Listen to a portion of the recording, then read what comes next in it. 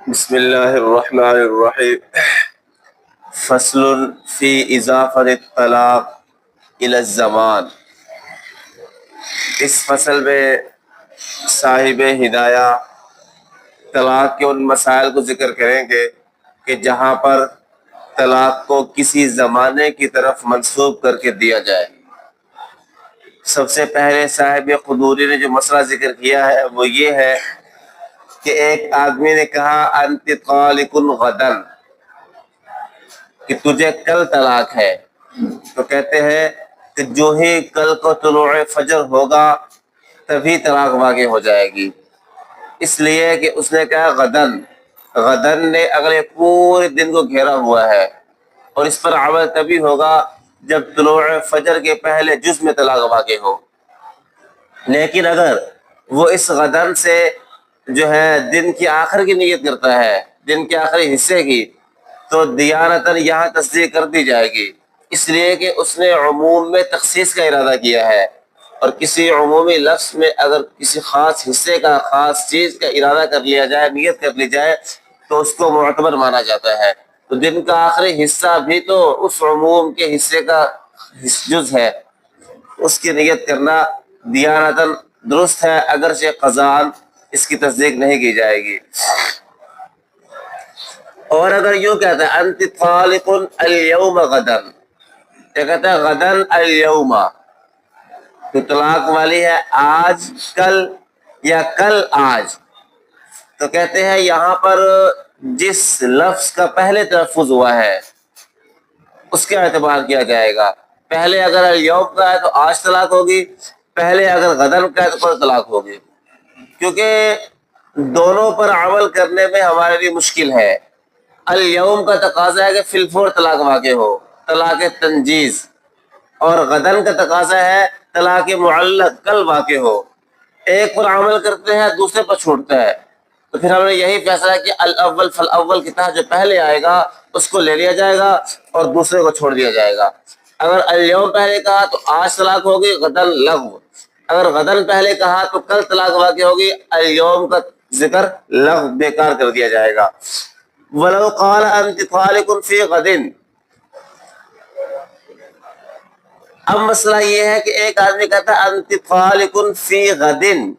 تو طلاق والی ہے کل میں،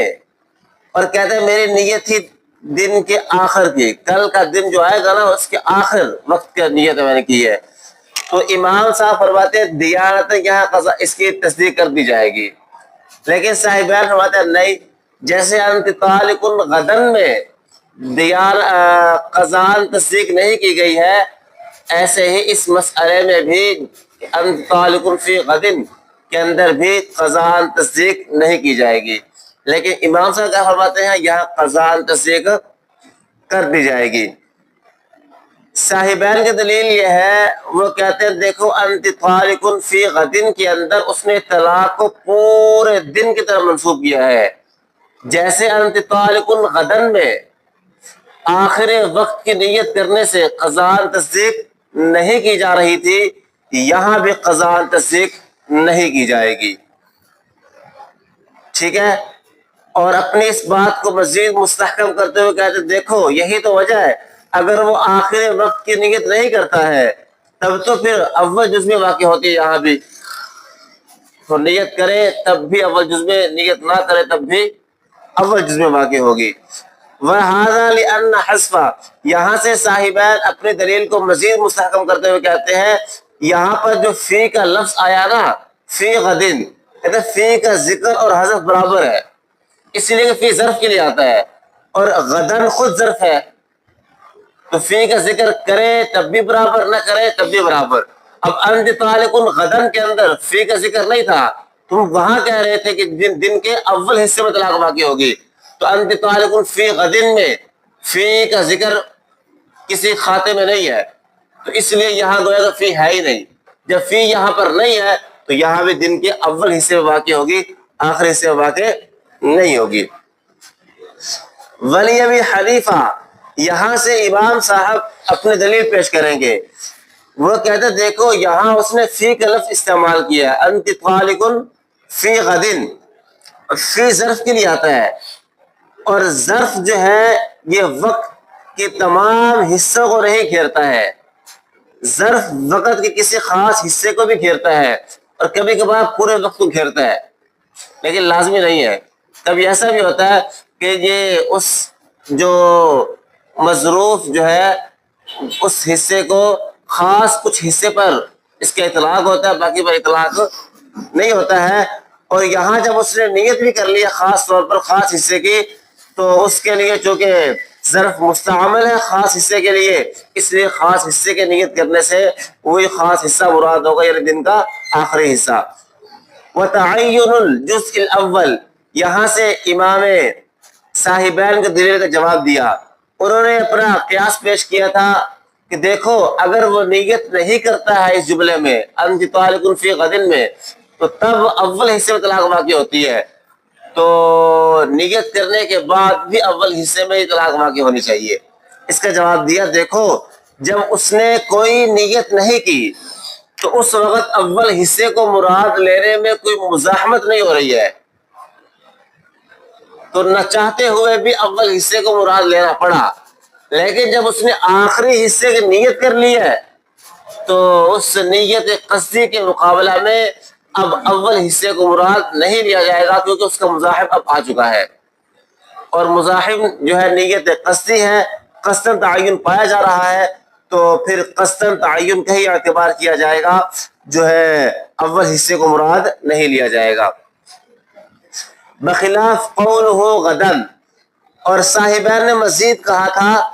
کہ غدن اور فی غدن میں کوئی فرق نہیں ہے۔ اس کا جواب دیا جا رہا ہے، دیکھو غدن اور فی غدن میں بڑا فرق ہے۔ غدن جو ہے یہ پورے وقت کو گھیرتا ہے، اور فی غدن وقت کے کسی خاص حصے کو گھیرتا ہے۔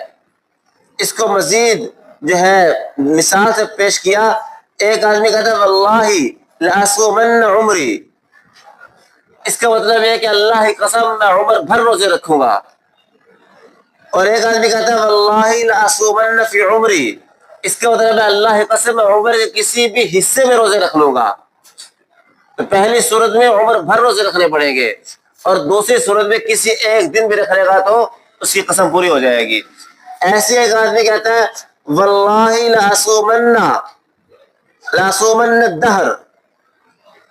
تو اس صورت میں مطلب ہوگا اللہ کی قسم زندگی بھر روزے رکھوں گا،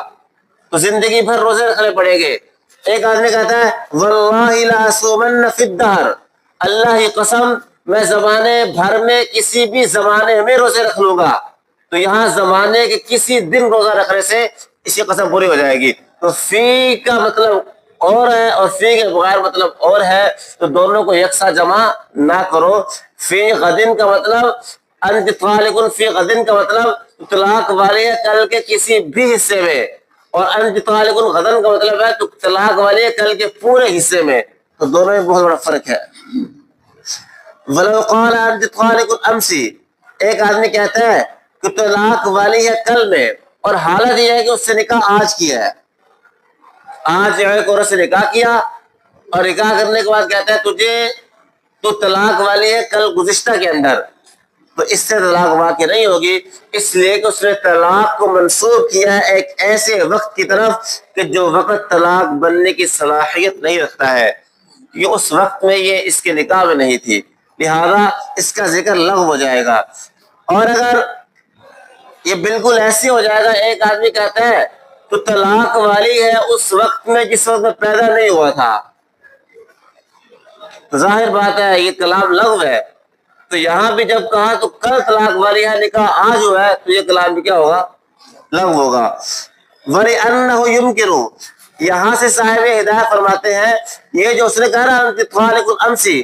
اس کلام کے اور مطلب بھی ہو سکتے ہیں۔ مثال کے طور پر وہ کہہ رہا ہے یہ چاہ رہا ہو تو ایک خبر دینا چاہ رہا ہو کہ انت طالق الامسی، کہ تو کل کے اندر طلاق عدم نکاح والی تھی، تو چھوڑی ہوئی تھی، نکاح کے اندر نہیں تھی۔ طالق کو تطلیق بھی تو ہوتا ہے چھوڑنا، بے نکاحی ہونا، تو ہو سکتا ہے اس کلام مطلب یہ بھی ہو کہ انت طالق الامسی، یعنی تو کل کے وقت جو ہے بے نکاحی تھی، یہ خبر دینا بھی درست ہے۔ اور یہ بھی ہو سکتا ہے وہ کہہ رہا ہے چاہ رہا ہوں انت طالق نفسی کہ کل تک تو کسی اور کی متعلقہ تھی، آج میرے نکاح میں آئی ہے. تو یہ جملہ لفظ بھی بن سکتا ہے اور اس جملے میں خبر دینے کا معنی بھی ممکن ہو سکتا ہے، تو اس لیے اس کو طلاق پر محمول نہیں کیا جائے گا. وَلَوْ تَزَوَّجَهَا، لیکن اگر اس نے کہا کہ انت طالق امسی اور نکاح کل سے بھی اس سے پہلے دن ہو چکا ہے، یعنی نکاح پرسوں ہوا ہے اور یہ کہہ رہا ہے تو طلاق والی ہے کل کے اندر، تو یہاں کلام کو ہم لغو نہیں کریں گے، اس لیے کہ طلاق کو اس نے منسوب کیا ہے ایسے وقت کی طرف کہ جو طلاق کے منافی نہیں ہے، وہ اس وقت اس کے نکاح کے اندر ہے، اور اس کلام کو ہم خبر بھی نہیں بنا سکتے ہیں، اس لیے کہ خبر یا تو اس لیے دے گا کہ کل تو کسی اور کے نکاح میں تھی، نہیں وہ تو کسی کے نکاح میں تھی، یا خبر یہ دے گا کل تک تو بے نکاح ہی تھی، نہیں کل بھی اسی کے نکاح میں تھی. اس لیے اس کلام کو خبر بھی نہیں بنا سکتے اور لغو بھی نہیں کر سکتے ہیں، تو لا محالہ اب اس لفظ سے طلاق واقع ہوگی. لیکن یہ انشاء فی الماضی کے قبیل سے ہے، یہ ایک ایسی چیز کو ثابت کرنا چاہ رہا ہے جو ماضی میں ہو چکی ہے، اور ضابطہ ہے انشاء فی الماضی انشاء فی الحال کے قبیل سے ہوتا ہے. یعنی اگر آپ کسی ایک ایسی چیز کی خبر دے رہے ہیں جو ماضی میں ہو چکا ہے تو ماضی کے اندر اب اس کو ثابت کرنا ممکن نہیں ہمارے لیے،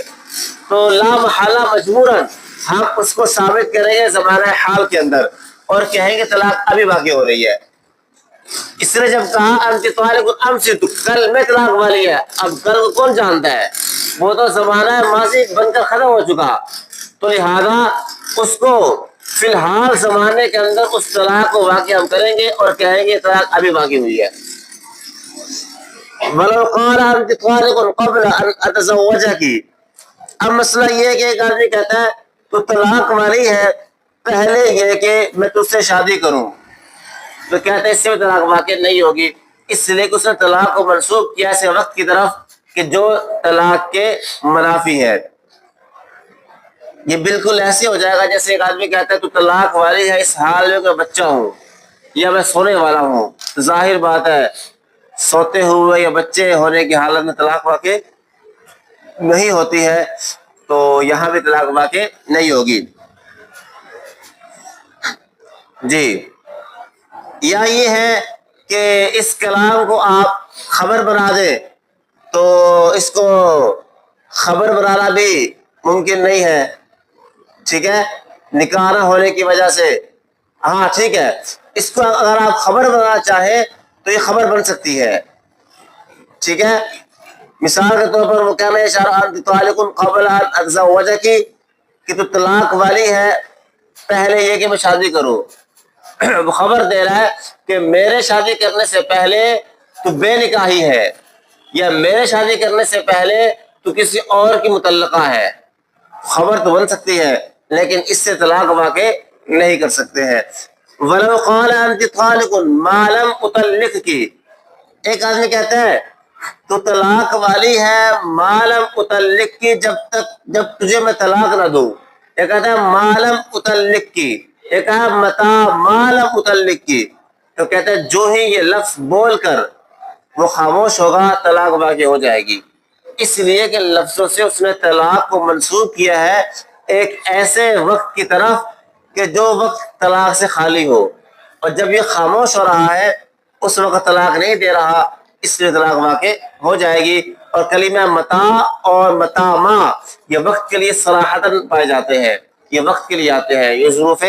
زمان میں سے ہے. ایسے کلمہ ما یہ بھی ظروف زمان میں سے ہے، جیسے کہتے ہیں ما دمت حیا، اللہ نے فرمایا وقت الحیات، یعنی کہ یہاں پر ما کا معنی کیا ہے؟ وقت. وَلَوْ قَالَ أَنْتِ طَالِقٌ، ایک آدمی کہتا ہے انت طالق ان لم اطلق کی، تو طلاق والی ہے اگر نہ میں تجھ کو طلاق دوں، تو کہتے ہیں یہاں پر اس کو طلاق واقع نہیں ہوگی یہاں تک کہ مرد مرنے کے قریب ہو جائے. جب مرنے کے قریب ہو جائے گا تب طلاق واقع ہوگی، کیونکہ اب معلوم ہوگا کہ اب یہ طلاق نہیں دے گا، ورنہ زندگی بھر کسی بھی لمحے طلاق دینے کا امکان موجود ہے. اس لیے یہ شرط پوری ہوگی جب وہ قریب المرگ ہو جائے گا. یہ بالکل ایسے ایک آدمی کہتا ہے اگر میں بسرا نہ آیا تو طلاق والی ہے،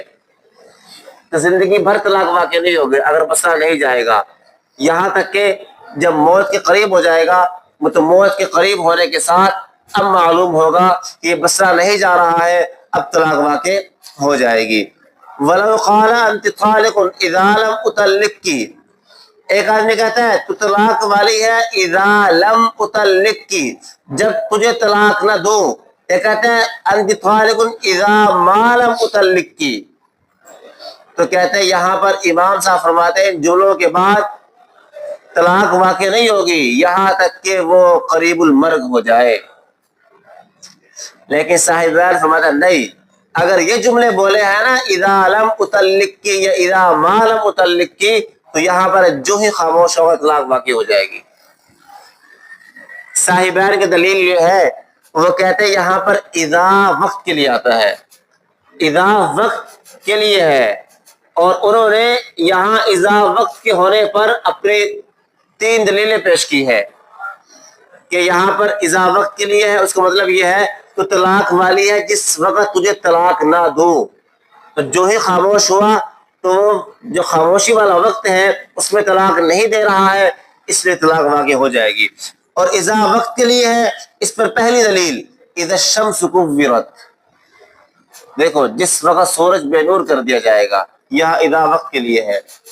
ایسے ہی دوسری مثال شعر پیش کی وَإِذَا تَكُونُ كَرِيهَةٌ اُدْعَى لَهَا وَإِذَا يُحَاسَ الْحِيسُ يُدْعَى جُنْدَبِي، کہ جس وقت کوئی ناگوار واقعہ پیش آتا ہے تو اس کے لیے مجھے بلایا جاتا ہے، اور جب حلوہ تیار کیا جاتا ہے تو جندب کو بلایا جاتا ہے۔ شاعر کہتا ہے مشکلوں میں جب کوئی مشکل آل پڑتی ہے، دشمن حملہ کرتا ہے اور جب بے بس ہوتا ہے لشکر، تو تب میں یاد آتا ہوں کہ یہی ایک شخص ہے ہمارے قبیلے میں جو ہمیں بچا سکتا ہے۔ لیکن جب کوئی خوشی کا موقع ہوتا ہے، جب کوئی حلوے بانٹے جاتے ہیں، تب لوگ مجھے یاد نہیں کرتے، تب جندوں کو یاد کرتے ہیں۔ شاعر کا استدلال یہاں پر اس شعر کے اندر محل استدلال وَإِذَا تَكُونُ میں اذا ہے، اذا تکون جس وقت، یہاں اذا کو شاعر نے وقت کے معنی میں استعمال کیا ہے۔ تیسری دلیل صاحبین کی یہ ہے، وہ کہتے ہیں یہاں پر اذا یہ متا اور متا ما کے معنی میں ہے، اور متا اور متا ما کا ابھی آپ نے پڑھا وہ وقت کے لیے استعمال ہوتے ہیں، تو یہاں اذا بھی کس کے لیے استعمال ہوگا؟ وقت کے لیے استعمال ہوگا۔ دلیل پیش کی، ایک آدمی کہتا ہے انت طارق اذا شئتی، یہاں اذا متا کے معنی میں استعمال ہوا ہے، یہاں پر اذا جو ہے یہ شرط کے لیے نہیں ہے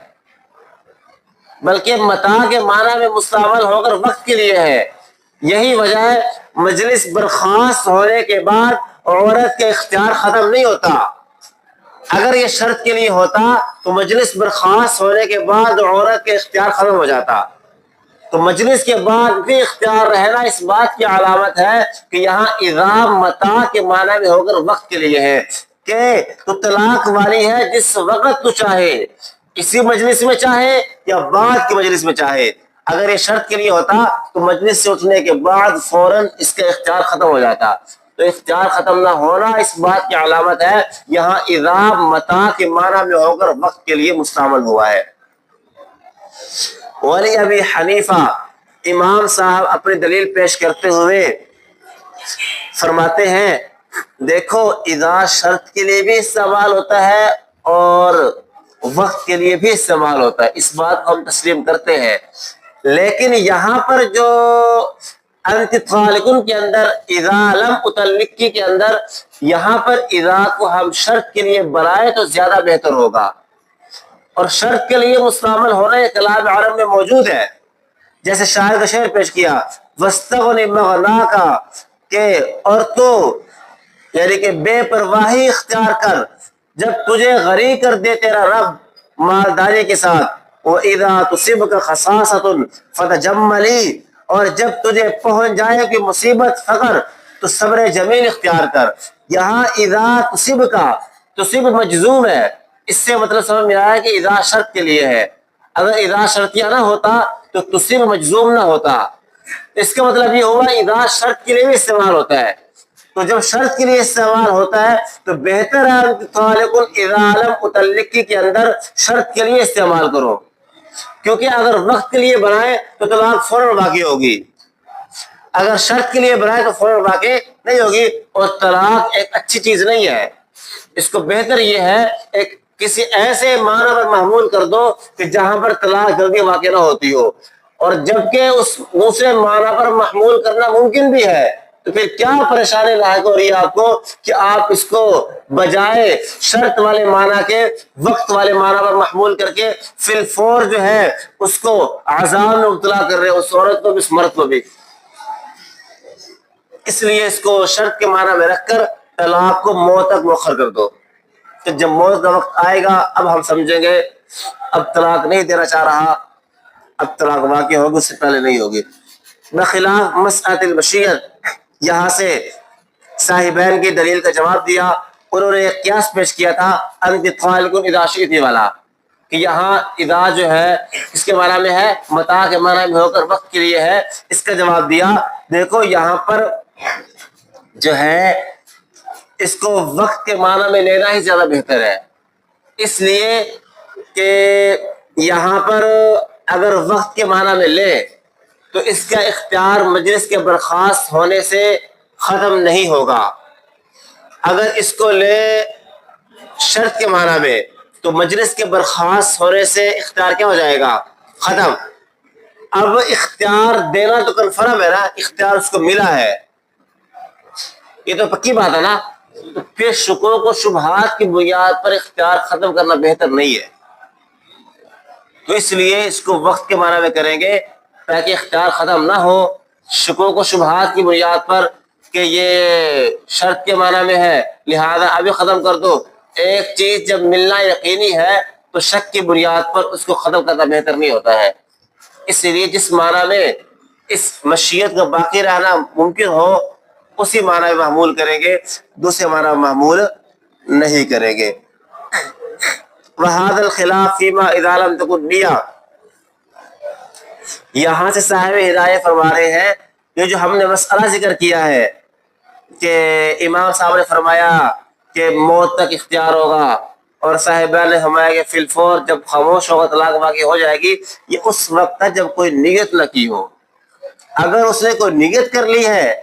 وقت کی نیت کر لی ہے، بالاتفاق وقت مراد ہوگا، اور اگر اس نے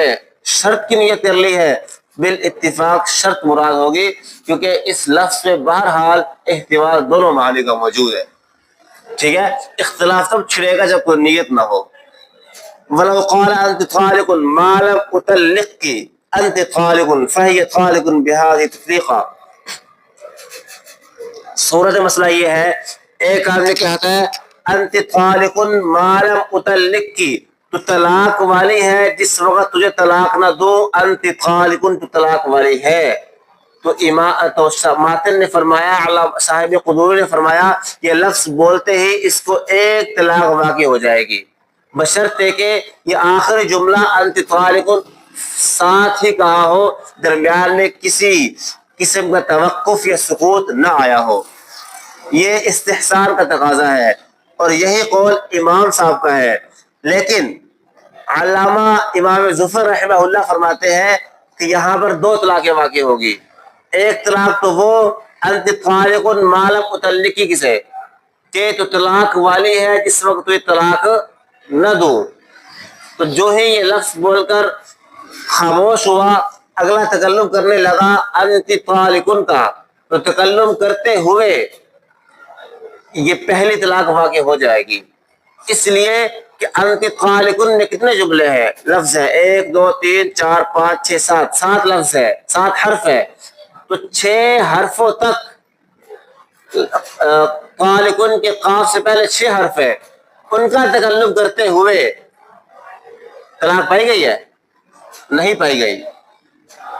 اس نے کہا نا کہ انت طالق ما لم اطلق کی، کہ جس وقت تجھے طلاق نہ دوں تو طلاق والی ہے، پھر ساتھ کا انت طالق، تو انت طالق پورا تکلم کرنے سے پہلے کچھ وقت ایسا ہے کہ جس میں انت طالق موجود نہیں ہے، وہ جب اس نے کہا انتی طالی، یہ 6 حرفوں کے تلفظ سے طلاق واقع ہوتی ہے؟ نہیں ہوتی. تو انتی طالی کا اس نے تلفظ کیا، اس تلفظ کے وقت گویا کہ طلاق دینا نہیں پایا گیا ہے. جب طلاق دینا موجود نہیں تو انتی طالق ما لم اطلق سے طلاق واقع ہو گئی. ایک وہ واقع ہوئی، پھر جب انتی طالق کا پورا تکلم ہوا تو اسے اس سے ہو گئی. اس لیے امام ظفر فرماتے ہیں کہ اس سے 2 طلاقیں واقع ہوں گی. ایک طلاق اس جملے سے کہ جس میں کہا جب طلاق نہ دوں، اور دوسری طلاق انتی طالق سے. لیکن امام صاحب فرماتے ہیں نہیں، یہ انتی طالقن کا جملہ ہے، یہ جملہ بولتے ہوئے جتنا وقت لگا ہے یہ وقت مستثنیٰ ہوگا، کیونکہ قسم سے بری ہونے کے لیے وقت چاہیے نا، ورنہ تو مجبور محض بن جائے گا وہ. اب اس نے کہا کہ جب تجھے طلاق نہ دوں تو طلاق والی ہے. اب قسم اس نے پوری کر رہی ہے اپنی، اس کا وقت تو دو. تو اتنا وقت جس میں اپنی قسم پوری کر سکے درکار ہے. تو انتی طالقن کا جو تکلم کر رہا ہے بات کے اندر، یہ وقت مستثنیٰ ہوگا. یہ بالکل ایسے ہو جائے گا، ایک آدمی کہتا ہے اللہ کی قسم میں اس گھر میں نہیں رہوں گا، پھر فوراً اس نے گھر سے نکلنے کے اسباب مہیا کرنا شروع کر دیے، سامان منتقل کرنا شروع کیا. اس کے لیے بابر گھر آ رہا ہے جا رہا ہے، 2 گھنٹے لگ گئے. تو بار بار آنے سے یہ حارث نہیں ہوگا، اس لیے کہ اس کو اتنا وقت چاہیے اپنی قسم پوری کر سکے. اس کے لیے سامان کو منتقل کرنا ہے، باہر نکالنا ہے، تو یہ وقت مستثنیٰ ہوگا. ایک آدمی کہتا ہے اللہ کی قسم میں یہ کپڑے نہیں پہنوں گا، یہ کہنے کے بعد نکالنا شروع کیے، نکالتے ہوئے 2 منٹ لگے، تو یہ 2 منٹ کا وقت جو کپڑے پہنے رکھے اس سے وہ حارث نہیں ہوگا، اس لیے اتنا وقت درکار ہے کہ قسم پوری کر سکے. تو ایسے ہی انتی طالق ما لم اطلق کی تو طلاق والی ہے جب تجھے طلاق، جس وقت تجھے طلاق نہ دوں. یہ اس قسم کو پورا کرنے کے لیے ضروری ہے اس کو اتنا وقت تو دو کہ انتی طالق کہہ کر قسم پوری کر سکے. اگر اتنا وقت بھی نہیں دو گے تو وہ مجبور محض بن جائے گا. تو اس لیے یہ بالکل باریک بینی میں جانا کہ انتی طالق جب وہ تکلم کر رہا ہے کہ 6 حرف بولتے ہوئے طلاق نہیں پائی گئی، طلاق سے خاموشی پائی گئی ہے، تو طلاق واقع ہو جانی چاہیے. تو یہ تو پھر انسان بیچارہ مجبور محض بن کے رہ جائے گا، اس کا اختیار باطل ہو جائے گا. اس لیے اتنا سا وقت جو ہے اس سے وہ حارث نہیں ہوگا. لیکن شرط یہ ہے کہ فوراً کہے ساتھ ہی. اگر توقف کر لیا، 1 منٹ بھی خاموش ہو گیا، تو چونکہ خاموشی وقت طلاق موجود نہیں ہے، پھر طلاق واقع اس لفظ سے بھی ہوگی اور پھر اگلا تکلم جب کرے اس سے بھی ہوگی. ٹھیک ہے. ومن قال لامراتی، ایک آدمی نے بیوی سے کہا جس دن میں تجھ سے شادی کروں، بس تو طلاق والی ہے. یوم کا لفظ بولا، جس دن میں تجھ سے شادی کروں تو طلاق والی ہے. شادی کی رات کو طلاق واقع ہو جائے گی. 3 لفظ ہوتے ہیں جی، یوم، نہار اور لیل. یوم مطلق ہے، اس کے اطلاق رات پر بھی ہوتا ہے، دن پر بھی ہوتا ہے. لیل کے اطلاق صرف رات پر ہوتا ہے، اور بیاس کے اطلاق صرف نہار یا بیاس، اس کے اطلاق صرف دن پر ہوتا ہے. اب یوم، اس سے کب ہم صرف دن مراد لیں گے اور کب ہم مطلق وقت دن اور رات مراد لیں گے، اس کے لیے ایک ضابطہ ہے. ضابطہ یہ ہے کہ جب یوم کے ساتھ ایک ایسے فعل کو لایا جائے جو فعل ممتد ہو، یعنی اس فعل کو کرنے کے لیے کچھ وقت درکار ہو. جیسے مثال کے طور پر یوم کے ساتھ صوم کا لفظ لائے. اب صوم، روزہ، اس کے لیے وقت درکار ہے، پورا دن رکھنا پڑتا ہے. یا اسی طرح نماز کے ساتھ یوم کا لفظ لائے تو نماز کے لیے ایک وقت درکار ہے، آدھا گھنٹہ، 15 منٹ، 10 منٹ. تو جہاں پر یوم کے ساتھ فعل ممتد آئے گا تو وہاں پر یوم سے مراد یہ نہار ہوگا. ٹھیک ہے. اور جہاں پر فعل یوم کے ساتھ فعل غیر ممتد آئے گا، یعنی ایسا فعل جس کو کرنے کے لیے وقت نہ لگے، سیکنڈوں میں ادا ہو جاتا ہو، جیسے طلاق ہے، اس کو کرنے کے لیے وقت درکار نہیں ہے، 1 منٹ میں تو یہ طلاق ہے، ہو جاتی ہے. تو جہاں پر یوم کے ساتھ فعل غیر ممتد ہو وہاں یوم سے مطلق وقت مراد ہوگا. چاہے دن ہو یا رات ہو۔ تو خلاصہ کلام یہ ٹھہرا کہ اگر یوم کے ساتھ فعل ممتد آ جائے تو یوم سے مراد دن ہوگا، اگر یوم کے ساتھ فعل غیر ممتد آ جائے تو اس سے مراد دن اور رات دونوں ہوں گے۔ اب جب اس نے کہا جس دن تجھ سے شادی کروں تو طلاق والی ہے، رات کو شادی کی طلاق واقع ہو جائے گی، اس لیے کہ یوم کے ساتھ ایک ایسا فعل لایا ہے جو فعل غیر ممتد ہے، اس لیے یوم کا طلاق دن پر بھی ہوگا رات پر بھی ہوگا، دن کو کرے تب بھی طلاق، رات کو کرے تب بھی طلاق۔ یہ اس وقت ہے جب اس نے یوم سے خاص دن کا ارادہ نیت نہ کی ہو، لیکن اگر یوم کا لفظ بول کر اس نے خاص دن کی نیت کر لی تو پھر دن کا ہی اعتبار ہوگا، کیونکہ یوم کا حقیقی معنی دن ہے، یہ تو مجازی معنی مطلق ہوگا رات بھی دن بھی، لیکن یوم اپنا حقیقی معنی دن والا رکھتا ہے۔ اگر دن کی نیت کر لیا اس نے، پھر چاہے فعل ممتد ہو یا فعل غیر ممتد ہو، بہر صورت دن والا معنی مراد ہوگا۔ وَاللَّيْلُ لَا يَتَنَاوَلُ، یہاں سے صاحب ہدایہ ایک لغوی تحقیق پیش کر رہے ہیں جو ہم کر چکے کہ لیل کا اطلاق رات پر ہوتا ہے اور نہار کا اطلاق صرف بیاض یعنی سفیدی پر ہوتا ہے، یہی لغت میں لکھا ہوا ہے۔ اتنی سی بات آپ لوگ سمجھ گئے؟